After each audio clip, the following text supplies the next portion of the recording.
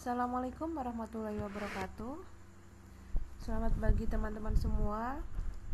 Pada pertemuan kali ini kita akan membahas tentang teori himpunan.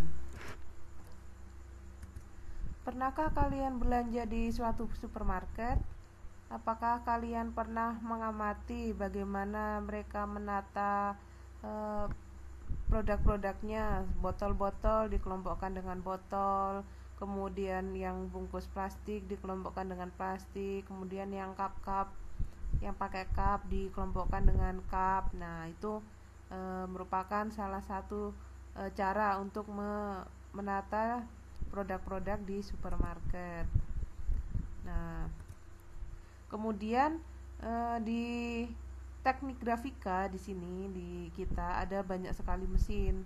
Nah, mesin-mesin pun mereka memproduksi misalnya untuk offset, memproduksi bisa kalender, bisa pula kemasan kertas, bisa juga produk-produk grafika lainnya. Nah, di situ pasti ketika suatu mesin menghasilkan suatu produk, maka akan dipisah-pisahkan.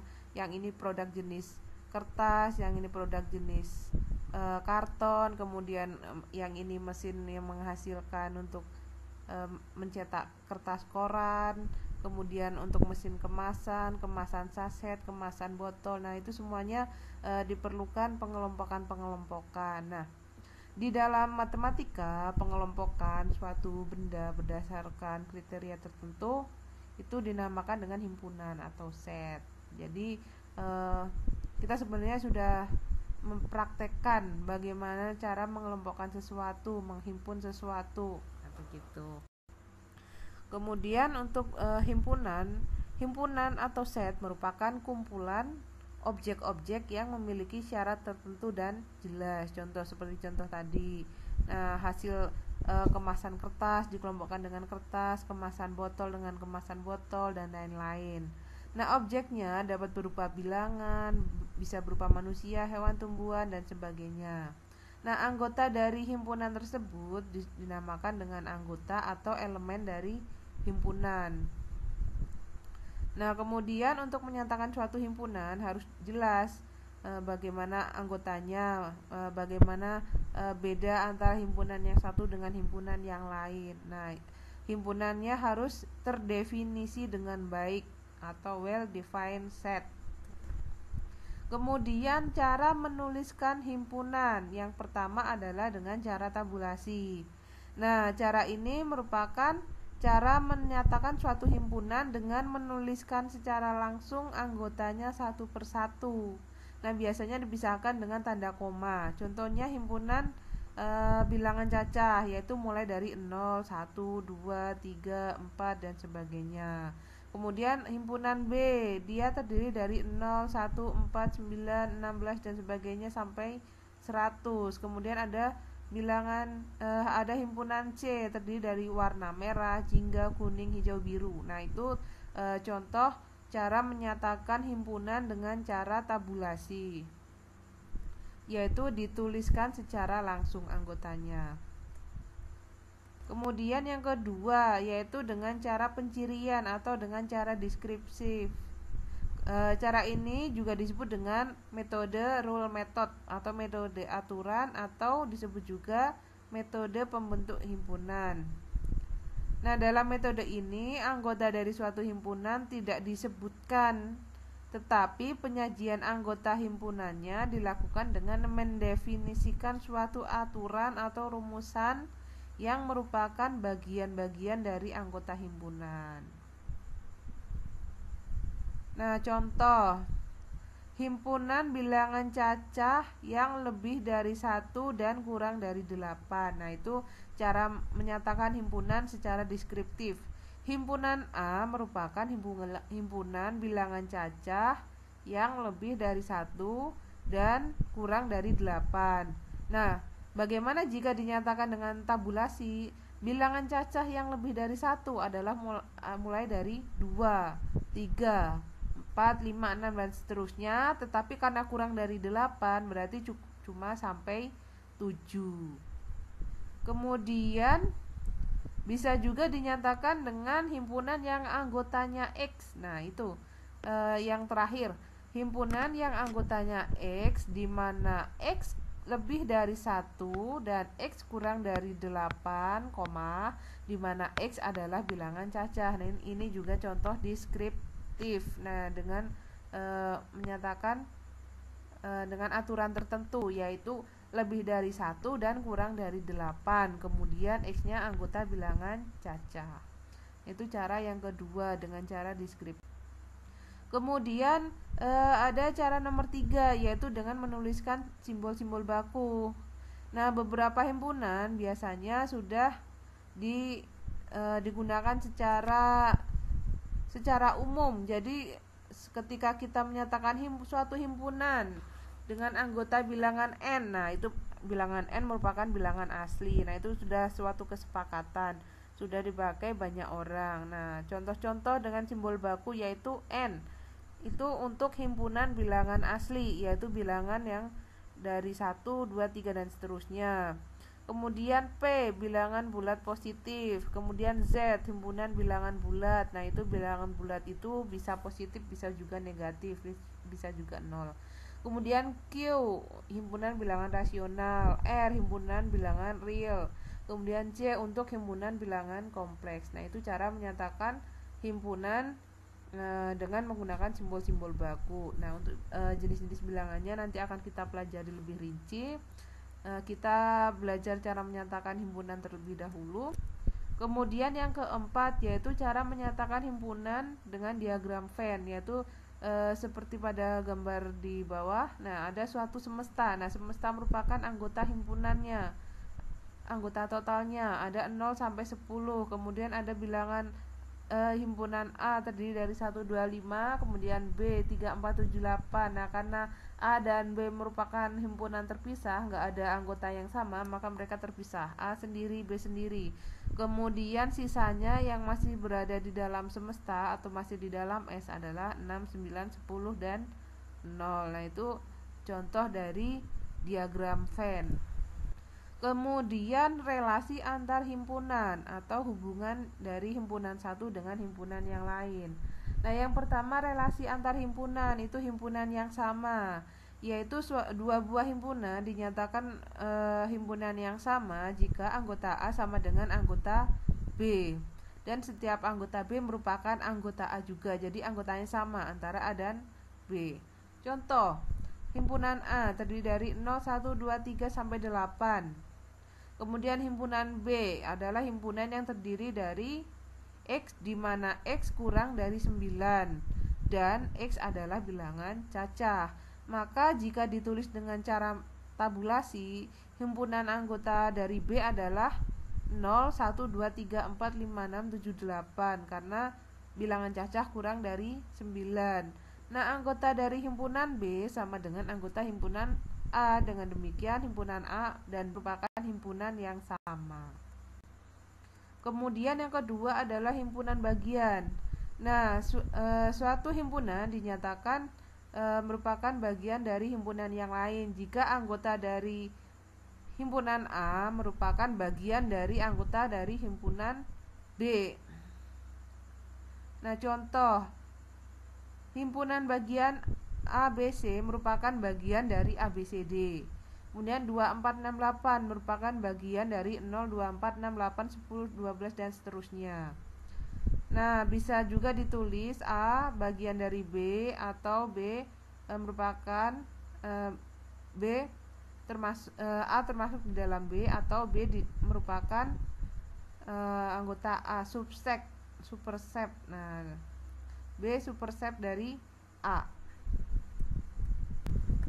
Kemudian relasinya himpunan lepas. Nah, jadi suatu himpunan dikatakan himpunan lepas jika anggota A tidak ada yang sama dengan anggota B. Jadi tidak ada himpunan anggota yang sama antara A dan B. Dengan demikian, irisan antara A dan B adalah tidak ada atau himpunan kosong. Contoh, A terdiri dari huruf A, B, C, D, E. Kemudian B FHIJK, maka tidak ada anggota A yang sama dengan anggota B, sehingga A irisan B sama dengan 0. Dengan demikian A dan B merupakan himpunan yang lepas. Kemudian operasi himpunan. Nah, himpunan dapat ditambahkan, bisa juga dikurangkan. Nah, ini adalah salah satu contoh irisan atau intersection. Nah, suatu irisan dinyatakan dengan A irisan B. Nah, itu seperti huruf N, yaitu himpunan-himpunan yang anggotanya merupakan anggota dari kedua himpunan tersebut. Jadi suatu himpunan yang dia termasuk di A juga termasuk di B. Contoh, himpunan A terdiri dari A, B, C, D, F. Kemudian himpunan B terdiri dari A, E, G. Nah, anggota yang sama antara A dan B adalah A dan E, sehingga irisan himpunan A dan B adalah himpunan yang anggotanya A kecil dan E kecil. Nah, irisan dari himpunan A dan B digambarkan itu yang berwarna ungu. Nah, di dalamnya ada A dan E. Atau yang di sebelah kanan yang digaris diarsir. Kemudian himpunan gabungan atau union. Nah, gabungan antara himpunan A dan himpunan B dilambangkan dengan A union B. Merupakan suatu himpunan yang anggotanya merupakan anggota himpunan A atau B. Jadi A dan B ditambahkan. Nah, dapat ditulis A union B, maka A himpunan yang anggotanya X, di mana X adalah elemen A atau X elemen B. Contoh, A, B, C, D, himpunan A terdiri dari A, B, C, D, E, F. Kemudian himpunan B terdiri dari A, E, G. Dengan demikian, himpunan gabungan atau union A union B merupakan gabungan dari A dan B, yaitu A, B, C, D, E, F, G. Semuanya diarsir. Kemudian komplement. Jika ada suatu himpunan semesta S, kemudian A merupakan superset dari S, maka komplement dari himpunan A merupakan himpunan yang anggotanya S yang tidak termasuk di dalam himpunan A. Jadi di luar A tetapi masih di dalam S. Jadi gambarnya yang diwarnai hijau, yaitu di luar himpunan dari himpunan A.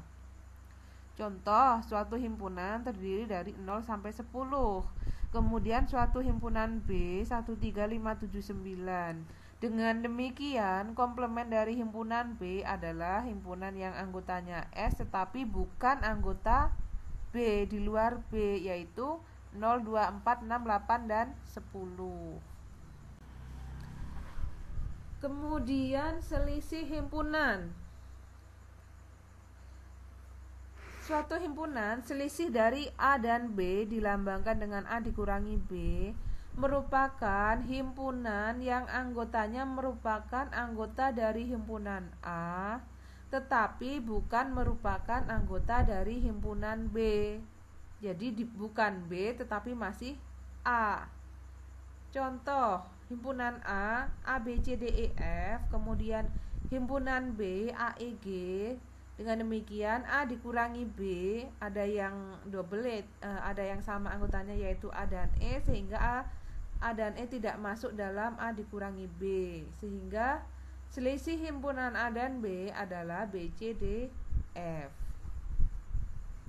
Digambarkan yaitu di luar himpunan B tetapi masih di dalam A. Kemudian sifat-sifat operasi pada himpunan. Ada suatu sifat identitas. Suatu himpunan A ketika dia digabung dengan himpunan kosong, yaitu dia akan tetap A. Nah, himpunan yang dilambangkan dengan si itu himpunan kosong. Jadi A digabung dengan kosong, ya tetap A. Kemudian sifat dominasi. A diiris dengan B, A irisan himpunan kosong.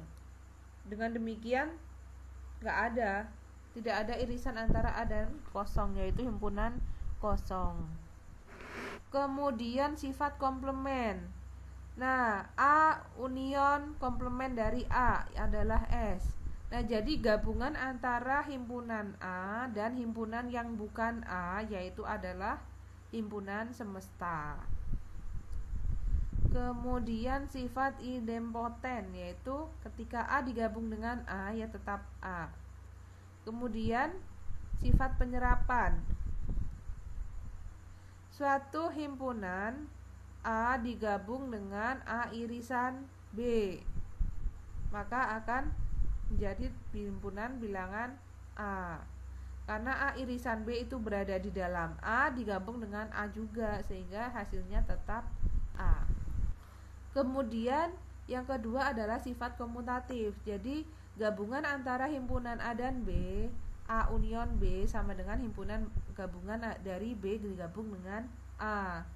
A union B sama dengan B union A. Atau yang kedua sifat komutatifnya, irisan dari himpunan A dan B sama dengan irisan dari himpunan B dan A. Jadi A irisan B sama dengan B irisan A.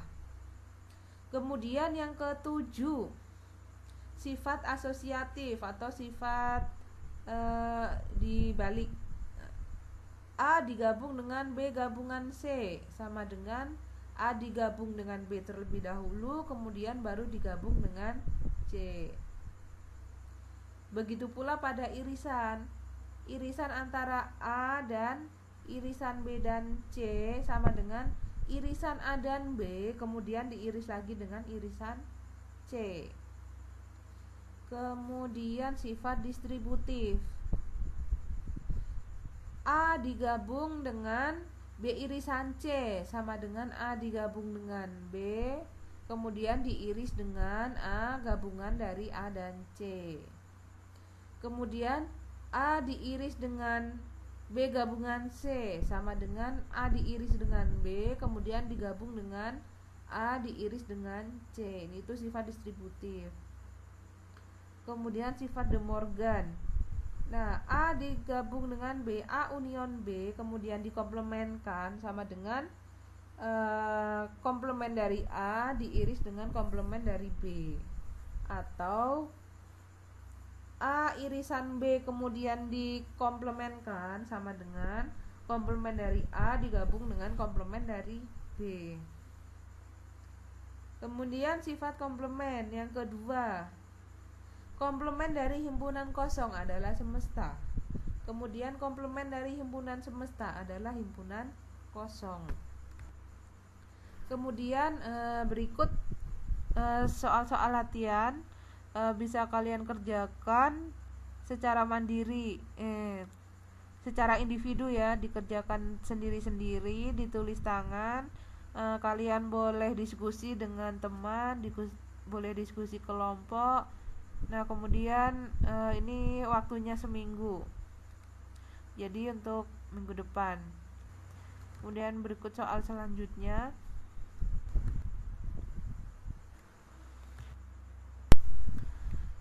Ya, sekian materi himpunan untuk bagian yang pertama.